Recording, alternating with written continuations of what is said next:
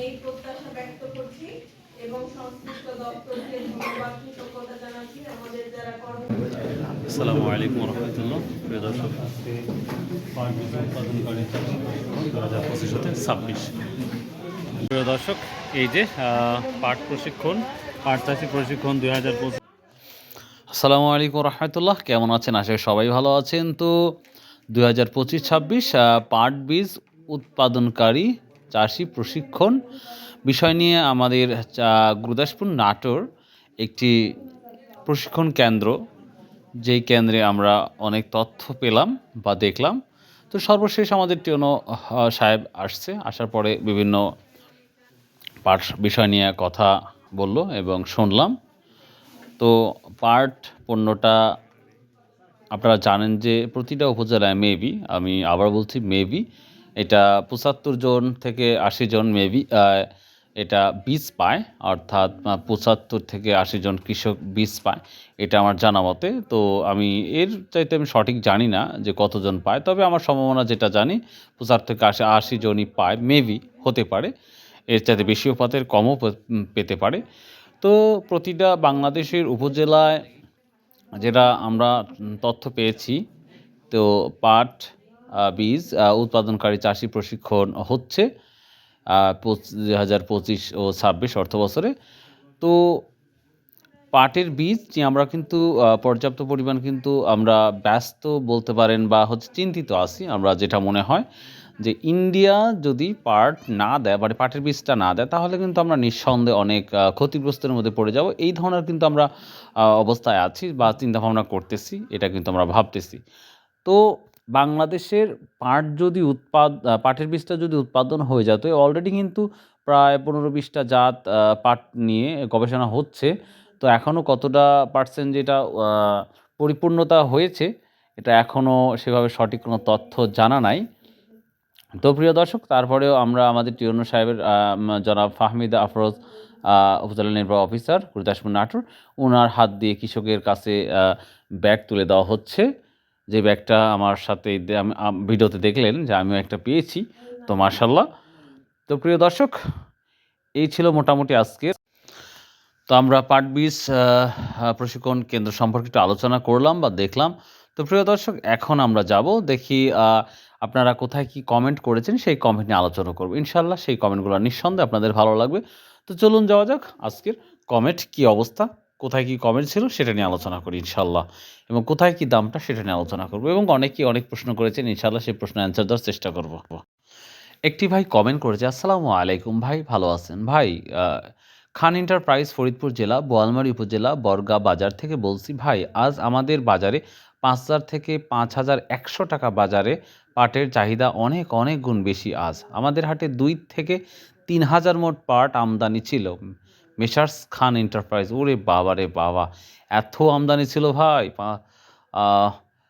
অনেক আমদানি ছিল মার্শাল্লাহ। তো তারপরেও যেভাবে আপনারা বললেন, অনেক পাটের চাহিদা, তো আশা করা যাচ্ছে বা কৃষকের মুখ এবং ব্যবসায়িকের মুখ থেকে যারা শোনা যাচ্ছে, অনেকটাই ভালো আমরা দিক দেখতে পাচ্ছি। সেই সাথে কিন্তু এটাও আমি শুনেছি বা শুনতে পাচ্ছি যে অলরেডি কিন্তু বিদেশ থেকে পাট রপ্তানির যে সিস্টেম, সেটা কিন্তু নিয়ে আলোচনা হচ্ছে, শোনা যাচ্ছে। হয়তো শিওরলি বলতে পারলাম না, তবে আশা করা যাচ্ছে, শোনা যাচ্ছে। এখানে একটি ভাই কমেন্ট করেছে, খায়রুল ভাই, ফরিদপুর 88 থেকে বলছি, আমার নাম কার্তিক, 4900 থেকে 5,000 টাকা। দেখ, এখন আমরা দেখতে পাচ্ছি অধিকাংশ 49, 5,000, 5100 টাকা এর মধ্যে কিন্তু আছে, বা 4,4800 টাকা খুবই কম দেখা যাচ্ছে বর্তমান সময় পাটের দামটা। এখানে একটি ভাই লিখেছে, রাজবাড়ি 5,100 করে সেল করলাম ভাই, 5,100 টাকা করে সেল করলেন, অনেক তো সেল করে ফেলছেন ভাই। ঠিক আছে, দেখা যাক আরও কত দূর যায়, সেটাই দেখার বেশ। এখানে একটি ভাই কমেন্ট করেছে, আসসালামু আলাইকুম অলরাউন্ডার ভাই, ভালো আছেন? অবশ্যই আছি দাদু ভাই, আপনি কেমন আছেন?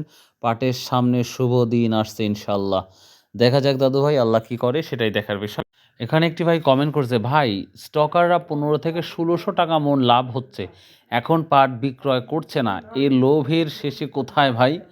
ভাই রে, আসলে আমরা মানুষ, তো মানুষ মানেই তো লোভ, এটা একটা মানতেই হবে। তো আসলে যে যে ব্যবসা করে সেই ব্যবসার বিষয় সেই ভালো জানে। তো আর একটা কথা বলি, আল্লাহ যেটা যার কপালে যা রেখেছে, 2 পাহাড়ের মাঝখানে থাকলেও সেখানে থাকবে। আর যদি লসের কপালে লেখা থাকে ভাই, তাহলে আর কিছু করার নাই।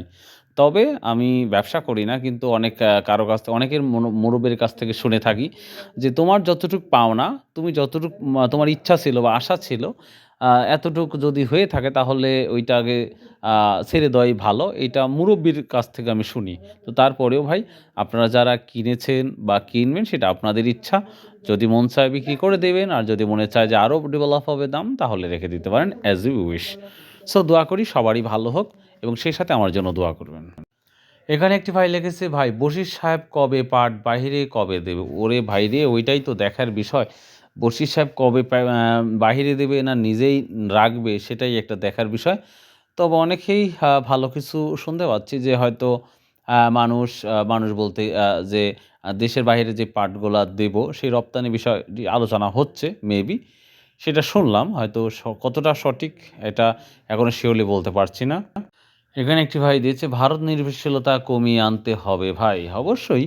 আসলে প্রতিটা কাজই অন্যের উপর নির্ভরশীলতা কমিয়ে আনতে হবে। এটাই হচ্ছে সবথেকে গ্রহণযোগ্য কাজ।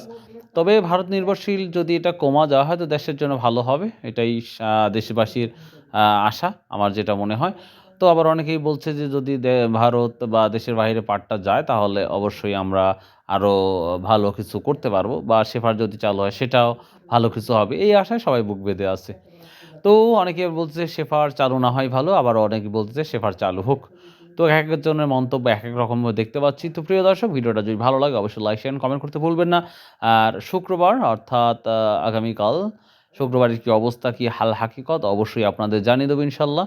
তো ভিডিওটা যদি একটু ভালো লাগে প্লিজ চ্যানেলটা সাবস্ক্রাইব করবেন, শেয়ার করুন এবং কমেন্ট করুন। আর যদি সম্ভব হয় প্লিজ নামাজ পড়ুন। আল্লাহ হাফেজ।